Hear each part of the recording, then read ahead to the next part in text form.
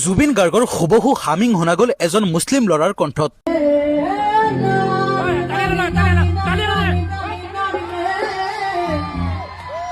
এই ভিডিঅ'টো ছ'চিয়েল মিডিয়াত বতাহৰ গতিত ভাইৰেল হৈ পৰিছে। এইটো কেৱল এটা হামিং নহয়, এইটো এটা অনুভৱ, এটা সংযোগ, এটা হৃদয়ৰ মাত। অসমৰ জনপ্ৰিয় কণ্ঠশিল্পী জুবিন গাৰ্গক ভাল পালে আজিৰ এই ভিডিঅ'টো লক্ষ লক্ষ মানুহে শ্বেয়াৰ কৰক, যাতে প্ৰতিগৰাকী ব্যক্তিৰ মাজত জুবিন গাৰ্গৰ পুৰণা স্মৃতি জাগ্ৰত হয়। অসমৰ সন্মান, অসমৰ প্ৰতীক আৰু অসমৰ গৌৰৱ জুবিন গাৰ্গৰ কণ্ঠ নতুনকৈ জাগ্ৰত কৰিলে এইজন মুছলিম ল'ৰা। মই নুৰ, আপুনি চাই আছে অসম বাতৰি।